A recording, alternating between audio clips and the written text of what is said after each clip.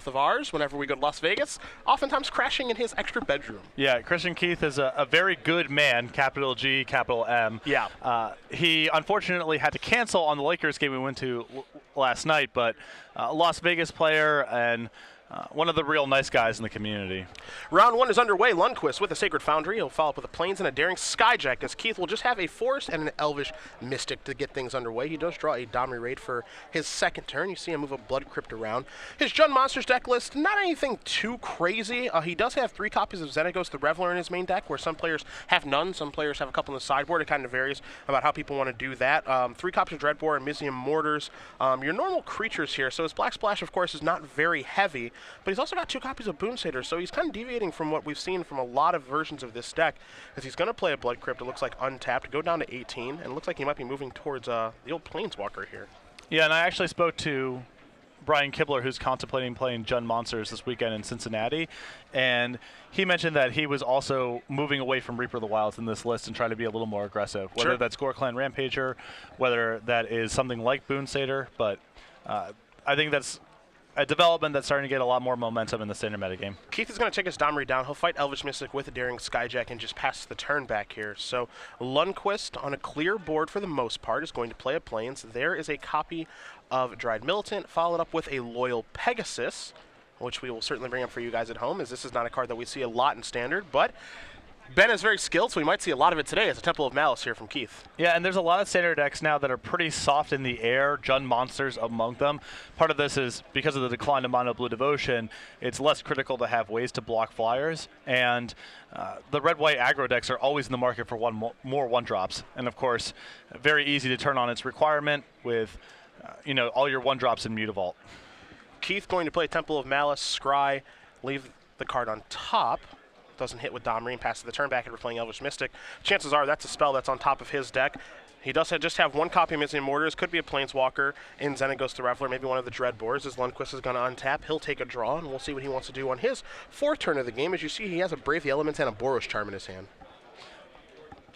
Getting Domri off the board certainly critical. Benjamin's deck is very susceptible to Domri's fight power, as his creatures are all quite small. Another copy of Loyal Pegasus after Ben does trade his Militant with the Elvish Mystic. His Loyal Pegasus takes care of the Domri, and he'll just pass the turn back, representing a multitude of spells.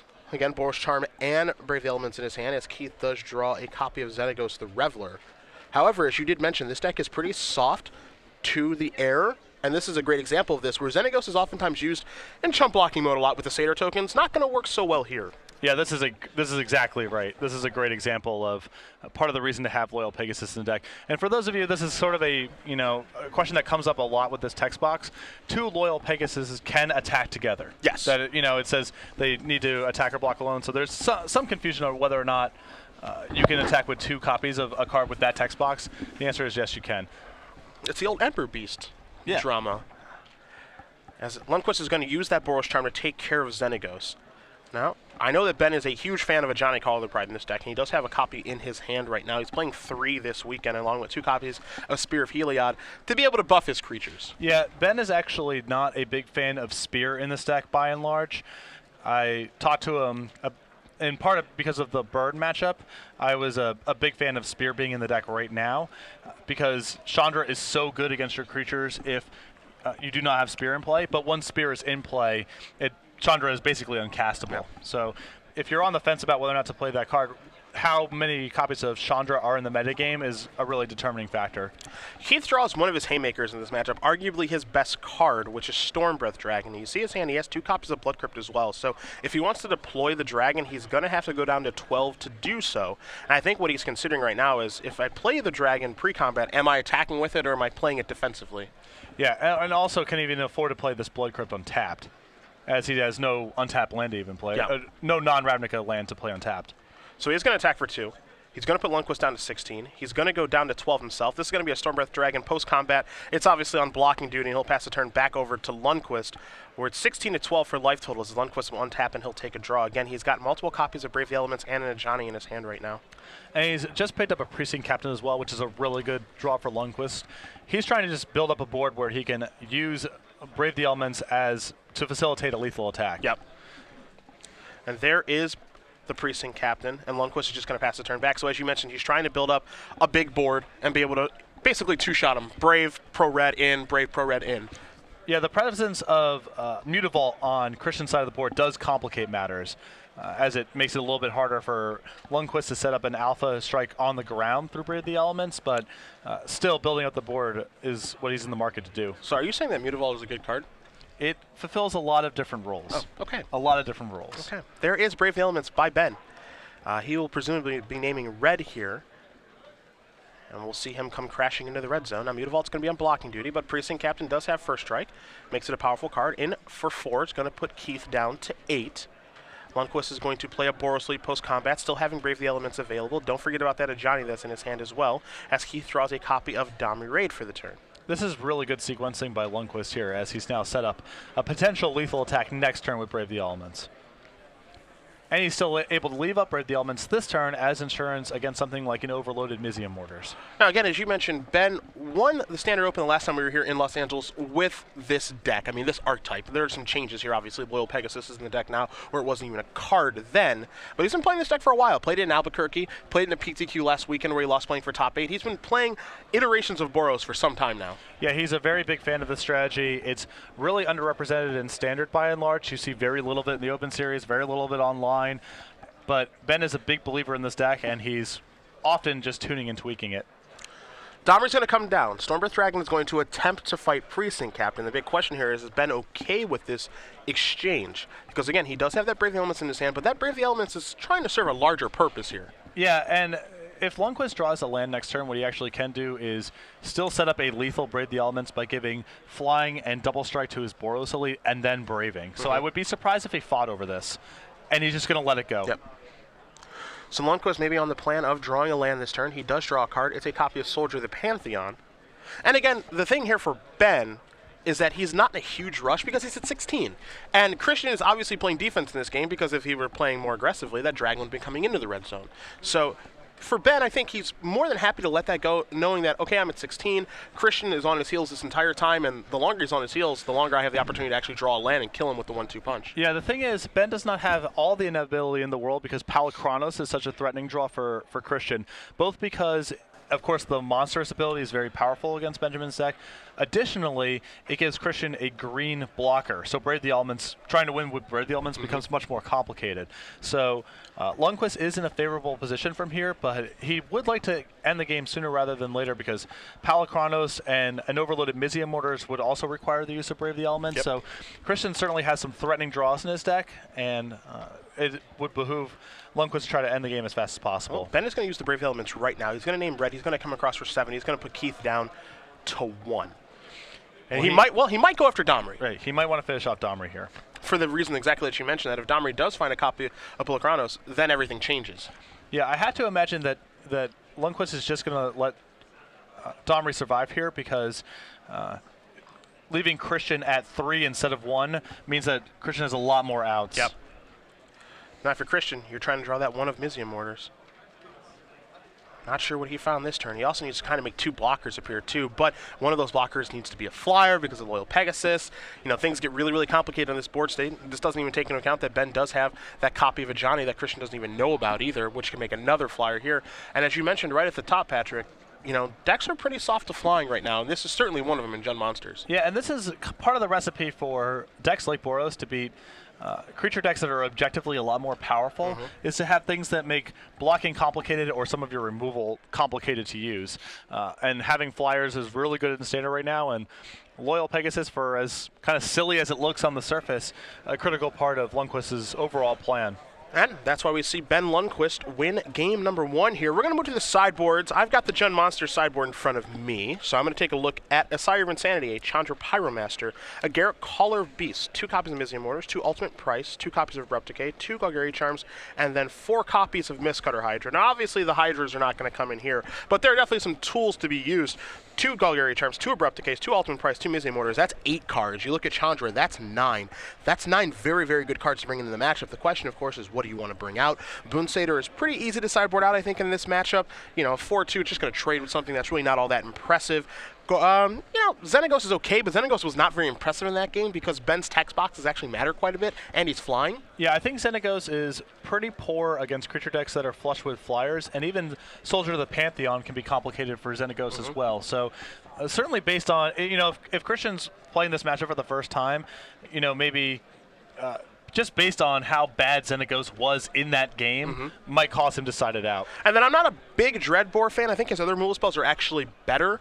But also, in that particular game, Christian didn't see a Johnny Call of the Pride where we know that Ben has 3 in his main deck, so maybe you do want to leave in some number of Dreadbores here. Kind of hard to say, but the removal spells that Christian is able to bring in, again, Abrupt Decay, Ultimate Price, Mizian Mortars, and Golgari Charm might be a little bit more high impact than Dreadbore. I think that's really hard to get away from just bringing in as many removal spells as possible. Sure, just overloading on those? I think Palakranos and Stormbreath Dragon are 2 threats that are more than good enough to win the game, and so it's just about shoring up the earlier turns and making sure that Brave the Elements isn't a lethal spell. That was kind of the problem that Keith got into in that game in my mind. He doesn't draw very much removal, and so he had to play the entire game contorting around Brave the Elements, had to leave a lot of stuff on defense.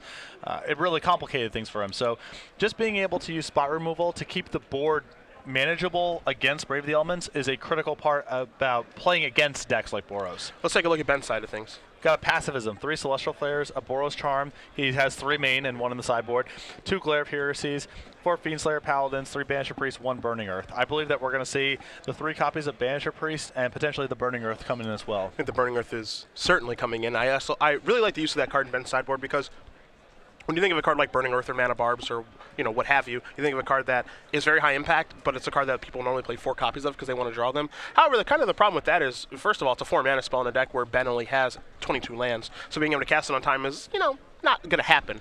But also, the second copy, third copy, fourth copy have diminishing returns. The first one should oftentimes be good enough. So I like the fact that Ben just has one that, if I draw it, it's like, cool, it's awesome, maybe I'll play it. But, a lot of the times when you see decks like this, Boros deck or red decks in general, that have a low land count, that try to kill you quickly, a lot of the time they end the game with, 3 lands and then 2 Burning Earths or Mana Barbs in their hand. I know we've watched that happen many times, so just as a one of, I like a lot. Yeah, and also, it is a 4 mana spell in a 22 land deck, but bear in mind, most of the time that you're bringing the card in, the game is slowing down a little bit because your opponent's bringing in more removal spells. So it's not as high of a cost as having it in your game 1 deck would be.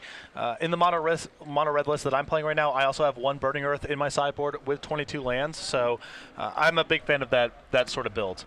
Now as these players do shuffle up, and we'll be starting game number 2 momentarily, you take a look at Ben's deck list here. You guys don't have it in front of you, but we do, and there's one card that is missing that you think would be in here. That is Bramaz. Ben, not a fan, apparently. He does not like. I'm chuckling now a little bit because I'm thinking of some conversations that we had at work this week where he referred to Bramaz in some unflattering terms. Maybe not fit for print. The issue, of course, with Bramaz in this style of deck is just there's a lot of competition at 3. And the other 3 drops you could be playing, like a Ajani or Spear of Heliod, just synergize with your 1 and 2 mana creatures a lot better than something like Bramaz does. No arguing Bramaz's power level, definitely off the charts, but it still has not found a home yet in our standard format. We thought it might be seeing some play in the sideboard of blue-white control decks, which it did for a little bit, but people have actually moved past that, kind of gone towards Archangel of Thune and some other options. As Lundquist is going to start off here, game number 2, with a Boros Elite. You saw Keith play a Blood Crypt tap. There's an Overgrown Tomb tap, pass the turn back. He's off to a much slower start this game, but again, he's a control deck in this matchup, so this shouldn't be much of a surprise. Yeah, and Lundquist is really under pressure here to get some sort of board developed while also being able to hold up Brave the Elements. Yep. That's his recipe for success here. There's a copy of Boros Elite. There's a Mutavault. I'm going to pass the turn back. So Lundquist can threaten large Boros Elites next turn if he'd like. Stomping Ground going to come and play tapped here for Keith. We'll see what he wants to play on this turn. He's got a Bevy removal. Looks like he's going to start with a Dreadbore to take care of that Boros Elite and pass the turn back. Again, he's got a lot of 1-for-1, and 1-for-1ing against this style of aggressive deck actually works out pretty well, as there's a Spear of Heliod from Lundquist. He'll attack in for 2, going to put Keith down to 17. And that's the other part of the puzzle with Bramaz against the other 3 drops, is both Spear of Heliod and Ajani synergize so much better with Mutavault, which is the best card in the deck. Yeah. Speaking of Mutavault, Keith will play 1.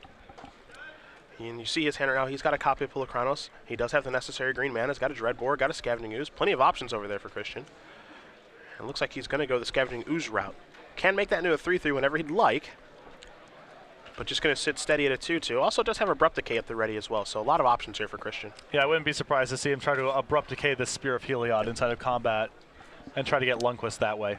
Mutavault's going to come crashing in, it looks like, and it will be a 3-3. Ben, very careful here. I think he sniffed it out. Huh? I think he might know that his Spear of Heliod is not long for this world. And I think you're right. So, Abrupt Decay will take care of the Spear. The big question here is Keith willing to trade his Scavenging Ooze for that Mutavault? And I can't imagine that he just says, that's fine, I'll take 2.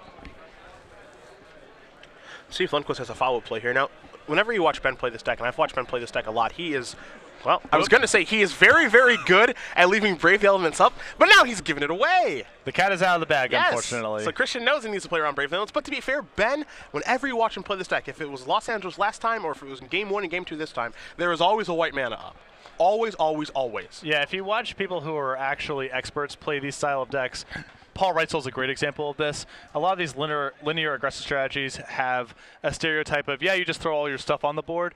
When you watch experts play these decks, you can see it's a much different play pattern. He's trying to be conscious of all the things that Christian can have here, trying to, maximize his mana efficiency and the amount of damage he's doing, being conscious of trying to build up the board, so Brave the Elements is lethal, all that stuff. Lundquist is very skilled at it, and it definitely stands in stark contrast to how the deck gets played at times in the hands of lesser players. Now, the big question here for Keith is, does he want to really rev things up now? Because he's got Stormbreath Dragon yet again, and we saw him play the defensive last game. Now, he's pretty high at 15, and he can really start to amp things up and get into the red zone with both of his creatures if he'd like. I'm going to be interested to see if that's exactly what he wants to do here, and he's just going to play it defensively yet again and pass the turn back. Putting the white deck on the defensive is some place it doesn't really want to be. And, racing against the white deck is a little bit dangerous, but at the same time, can you afford to play defense against it the entire time? Didn't work great last game. Well, Keith is in a much better position to play defense this game because he has both a red and green blocker in play. That's such a critical piece of the puzzle. Okay. When you're playing monocolor decks, you are almost have to race at all times against Boros because Brave the Elements is such a risk. When you're able to play a mixture of colored blockers or play a mixture of colored removal spells, then Brave the Elements is much less of a concern. Temple of Triumph here for Lundquist. We'll see what he wants to do with this scry. He's going to leave that card on top. Again, we know, as does Christian, that there is a Brave the Elements in hand for Lundquist. He's going to play the second copy of Spear of Heliod, just 2 of those in his deck. Abrupt Decay took care of the first one, but the second one's here as Keith is going to untap. He'll draw a copy of Stomping Grounds. Important for a couple of reasons, but I think the most important one is that Scavenging Ooze now has another green source to go removing things with. Yeah, and I really like the pacing that Christian is having in this game. When he has Palakronos in his hand, he definitely wants to play a slower game because he gets so much upside from playing Palakronos and then monstering it. So just keeping a slow pace, trying to use your removal spells in spots where you really don't care if they get hit by Brave the Elements like you're seeing right now, playing a mixture of green and red blockers to minimize Brave the Elements, and then setting up the game where Stormbreath Dragon and Palakronos can take over is just a really good setup from Christian. You see Dreadboard going after the Loyal Pegasus. Brave the Elements is going to counter that on resolution. Gonna name red or black, one of the 2 colors there. And now Christian is going to play Stomping Ground untapped, so he's gonna go down to 13. He will deploy the World Eater and pass the turn back. So no cards in hand, everything's kind of on the table here for Keith. He's just gonna keep playing defensively, knows that the Brave the Elements that he knew about in Lundquist's hand is gone. Now the only thing he needs to be worried about is that Lundquist did keep a card on top with that Temple of Triumph. He doesn't know what it is, neither do we, neither do you guys at home. So we'll see what Ben did choose to keep. I believe he drew a Precinct Captain was the draw here. Stinky. Well, it's certainly stinky now. Yes. It is stinky in the face of Palakronos, as are most 1 and 2 mana creatures. This is true. This is true. And there is Precinct Captain. And Lundquist will just pass the turn back here, but Keith gets to untap with Palakronos in play. He's got 6 mana, so he can Monstrosity 2. If he draws a land, it can be Monstrosity 3. Spear of Heliod will make Monstrosity not be the complete blowout that it normally is, but it'll still be pretty good. Yeah, I wouldn't be surprised here to see Keith do something like take care of the Loyal Pegasus and now start attacking with Stormbreath Dragon. The Spear of Heliod complicates his Alpha Strikes a little bit. He doesn't want to just send in his non-protection from white creatures, as the Spear will just kill it post-combat. Yeah, that extra Spear text, which you don't get, it doesn't come up a lot. The fact that it kills a creature that dealt damage to you this turn, but it actually is relevant in this situation. You see Lundquist did leave it up. So in comes the dragon for 4. Now Keith is going to try to start turning the corner a little bit here. We've got 5 mana. That's another copy of Stormbreath Dragon. And he'll pass the turn back. And yes, Keith could have played that Stormbreath Dragon and just gotten in the red zone again, but this one's going to play defense, and he can 2-shot him if he'd like to. You know, attack with 2 the next turn, put Lundquist down to 8, follow it up, do it again. That'll be lights out. So again, I'm kind of with you, and I like the way that Keith has played this game. And Lundquist says, "There's nothing I can do to get myself out of this situation. Let's go to the third one." Yeah, when you have tools in play that are that powerful, like Christian had, it's better to err on the side of caution. Yep. Did he play the game defensively or conservatively? Absolutely. But that's a spot where being conservative is called for. Lundquist has a much more aggressive deck. He has things like Brave the Elements and Boros Charm that could potentially punk you out even if you're way ahead on the board. And Keith just has way more powerful tools to draw at that stage of the game. So just take your time. It's on your side. But things will be a little bit different in this third and final game because Lundquist will be on the play. So Keith is going to be under the gun right away. And when you're a deck that has 12 dual lands in it, 12 Ravnica lands, you're going to be dealing yourself some damage, which is exactly where Lundquist wants to be. What we've seen in the evolution of our standard format is people are moving towards a second and or third color in their deck. And as we mention a lot of the times here in the booth, that, you know, adding those colors, while it isn't very difficult, there's a cost to that. And a Boros deck can take advantage of that cost. Yeah, this is part of the reason that Lundquist really likes this deck right now. The same reason I've been playing a lot of Mono Red online and winning a fair bit with that deck as well. There's just a lot of 2.5 or 3 color decks. And the difference, you know, for Mono Red or for a deck like White Red Aggro, between red-green monsters and Jund monsters, one matchup is pretty rough and the other matchup is pretty favorable, and it's literally just the lands. Yep. That's all that we're talking about here. Even if the cards are identical or you get, you know, some incremental upgrades by having, let's say, Dreadbore, Reap of the Wilds, Ultimate Price, whatever the cards are that you're playing black for, the lands in the aggressive matchups are an enormous cost. Yeah, part of the reason that I actually moved towards Jund monsters when I worked on the deck and played in the PTQ and what have you is because people weren't playing Mono Red, people weren't playing Boros, people weren't playing decks that could take advantage of the fact that your lands would come into play tapped or you deal yourself 2 points of damage. Courser can kind of undo some of the damage that you deal to yourself, things of that nature. But there were no hyper-aggressive decks being played, you know, 3 or 4 weeks ago, whenever it was that I played that PTQ. Now that, you know, we saw Red, White, Burn win last weekend.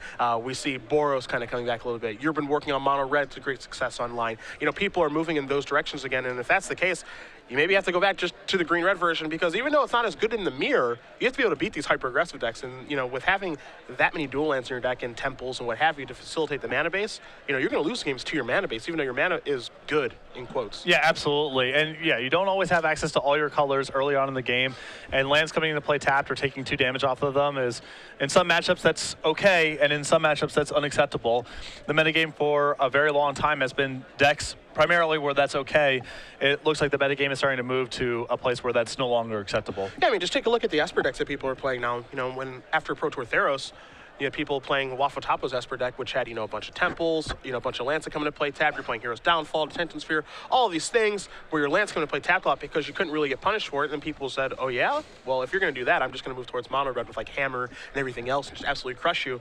But then Blue White, you know, has less of these lands that come into play tapped and more basics, and they were absolutely just mopping up Mono Red decks and aggressive-based strategies, even though they're essentially the same deck.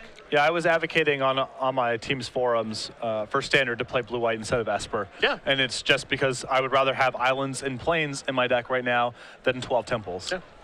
On-tap lands are very powerful, but there are some players out there, Brian Bronduin, Todd Anderson, Huey Jensen, who are a big fan of the 12-temple version of Esper. So we'll see if that deck makes a showing this weekend. But we'll turn our attention here to game number 3 between Lundquist, again, our defending Los Angeles Standard Open champion, against Christian Keith from Las Vegas. Then going to start off with arguably the best one-drop in his deck in Soldier of the Pantheon. Certainly very, very good in this matchup. Yeah, there's a lot of gold stuff going on. You can see a Dreadbore in Christian's hand. We saw Xenagos happen in the first game. So Soldier of the Pantheon actually has a real text box against Jund monsters. And I wouldn't be surprised as Keith takes 2 to play that Elvish Mystic, that if Ben does attack, I wouldn't be surprised at all to see Keith just trade immediately here. Yeah, and he has to because, again, his removal spells are all gold or double colored outside of ultimate price. Yes, gold Gary Charm can take care of it, but he doesn't have one in his hand right now. So as a result, he's just going to trade immediately as Lundquist is going to play a Dryad Militant, play Mutavault, and pass the turn back. Ben could have played Precinct Captain that turn, chose not to. Yeah, and I think I like this sort of pacing from Lundquist. This is kind of an unorthodox play, but he knows that in the post-board games, Keith is so flush with removal that the likelihood that his Precinct Captain untaps is close to zero. He can also have Sylvan Caryatid this turn to block Precinct Captain, so he'd rather just have a better spread of attackers, and Mutavault facilitates that. Keith will take 2 to cast Dreadbore, but he's okay with that exchange, as there is a Precinct Captain now, and Lundquist will pass the turn back, maybe hoping Keith doesn't have another removal spell. We know that he does, but he's going to start off with a Temple of Malice, a little Scry action here. Looks at a copy of Domri. You see his hand there of 2 copies of Abrupt Decay, a Stomping Grounds to facilitate that Pool of Chronos on turn 4, and a Stormbreath Dragon. So his hand is loaded, and he's keeping that card, it looks like, on top. Yes, he will. 2 mana. There is Abrupt Decay doing that now so that Brave the Elements doesn't come to the equation and pass the turn back over to Lundquist, who will take a draw. He's got a Mutavault. He's going to activate Mutavault, put Keith down to 14, and right now it looks like Ben may just be all in on this Mutavault plan because I think he's flooding pretty badly here. Yeah, his hand right now is 3 lands, so he kept a pretty solid hand, but it has definitely not worked out so well for him. Keith's going to go down to 12 to play the legendary Hydra, pass the turn back to Lundquist. You see Lundquist does have a bunch of lands in his hand, draws another one with Temple of Triumph. Top card's going to go to the bottom and can only pass the turn back as Keith will draw a Temple of Abandon. He's going to scry. We'll see if he finds anything that he likes, but his hand right now, again, is a copy of Abrupt Decay, Domri Raid, and a Stormbreath Dragon. And this is one of the problems that Boros has here compared to, say, a build that is splashing blue or splashing black. You have no access to really clean removal for large creatures, and it does damage in the Jund Monsters matchup. Keith opting not to attack here this turn as Lundquist is going to play a Temple of Triumph. You see his hand right now. He does have those 3 lands in it. Taking a look at the top card, that card's going to the bottom, just has to pass the turn back. Keith will untap those 4 lands. He'll take a draw step. It is another copy of Domri. He's going to start by ticking up this for his turn. He does not find a creature.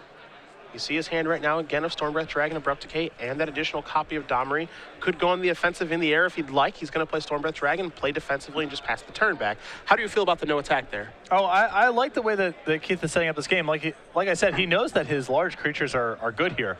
They're not going to get touched. And so he can actually wait to set up the Domri Ultimate if he wants to. And, you know, Lundquist has 4 cards in his hand. If you're in Christian's seat, you don't know what's going on over there. If it's nothing, if it's just lands or creatures that he doesn't want to cast in the face of this Pool of Chronos, you're going to win the game eventually. Sure. If there's some weird sequence of cards that you just haven't thought about or can't identify, or it's a bunch of Boros Charms or something, he could lose the game by getting too aggressive. So with all the tools he has to work with, Christian's in no rush. He's threatening to go Ultimate with Domri soon enough, and if Lundquist actually has powerful cards in his hand that Keith is just unaware of, he could potentially lose the game by getting too aggressive. You see, Keith ticked up his Domri. I think what he accidentally did is leave a creature on top. Now, the thing with Domri is that you can look at the top card. It cannot be a creature. It can be a creature and you can leave it there, which is something I've actually done before to play around like a Thoughtseize type effect. Yeah, you can also, this also comes up sometimes when you're bluffing with Delver of Secrets. Yes. So, you know, it's not mandatory. Yeah. It says you may reveal it and put it in your hand. So looks like a slight misstep here. We'll see what's going to happen. Okay, so he's just going to leave it on top, so it wasn't a creature, it looks like, anyway. So it looks like everything is kosher here. And not really critical regardless, as, you know, the spot that Keith is in right now, one creature is probably not going to make or break it. He's in a good spot here. Now he's going to start actually attacking. And the reason I think he's attacking here is because he has mana available to cast Golgari Charm, to cast Abrupt Decay. Sure, it can't target Mutavault, but, you know, he's basically saying, okay, I have, you know, Monstrosity activation. There are a lot of different things that I can do. You don't really have any good attacks. And to be fair, I think Christian is sensing a bit of weakness here, which is I don't think that you are on, you know, like running Boros Charms to get the job done here. Yeah, and yeah, exactly. Just play conservative. Boros Charms is the only real threat at this point that Christian has to concern himself with. So just make sure to batten down the hatches, play good defense, and you can win the game eventually with your Stormbreath Dragon and your Domri Ultimate. Spear of Heliod's going to come down here for Lundquist. He'll play a Plains and pass the turn back. Spear not going to have a huge impact on this game, as Keith does have 2 answers to it. It is an enchantment, so Golgari Charm can take care of it, or just the Abrupt Decay as well. We'll see if Christian wants to use either one of those here on his end step. He could also Monstrosity Pool of Chronos if he'd like, make it a little bit bigger, but he's just going to go with Abrupt Decay to get the Spear out of the way, because that ensures that Pool of Chronos can keep attacking. Mutavault the draw here for Keith. So that's what he was looking at with the Domri.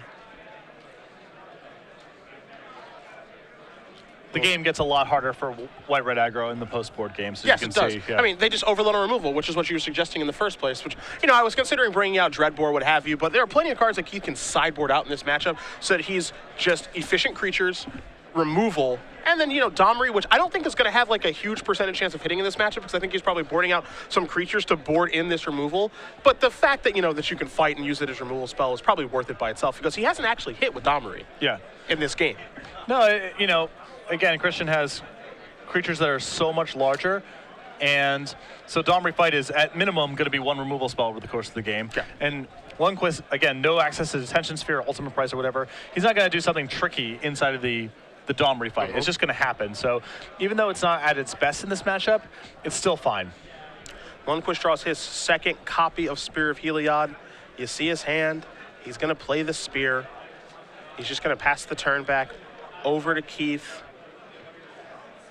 Don't think there's going to be any Mutavault activations here from Ben. And he will cast Golgari Charm. Will Keith to take care of the Spear. So there that goes. And Keith is going to untap. He'll take a draw. We know it's not a creature. It is a land, which means he can Monstrosity his Dragon. He will use the emblem on Domri. Oftentimes, that's the final nail in the coffin. Yeah, very rare that someone beats Domri Ultimate, and it's certainly not going to be Lundquist with a hand of Plains and Daring Skyjack. Congratulations to Christian Keith, starting his tournament off very nicely, defeating the reigning champion. Jun Monsters, 1-0 so far in this tournament. Ben Lundquist, back against the wall already in this 10-round tournament, takes a loss with white-red aggro. But a good start to the day, and two decks that, are kind of fringe players when you think about it. You don't see a lot of white-red aggro. You see Jun Monsters a little bit, but nowhere near as much as we saw over the past couple of weeks. But that's kind of just a standard format that we're in right now. Just there's a lot of different options for people to play, and really none of them are poor choices. Yeah, White Weenie is a especially interesting example of this because you see so little of it. Online, I see close to zero of it. In the open series, we see very little of it. But people like Benjamin Lundquist and Pat Cox, who's someone I talk to regularly, who are advocates for the deck, see no reason why it's still not good. They still play them in all the standard tournaments that they play in, and they're tuning and modifying that deck. Pat, a bigger fan generally of playing black instead of red. Lundquist, a big fan of playing red instead of black. But still, Precinct Captain, Soldier of the Pantheon, that base is still advocated by a lot of really good players, even though we see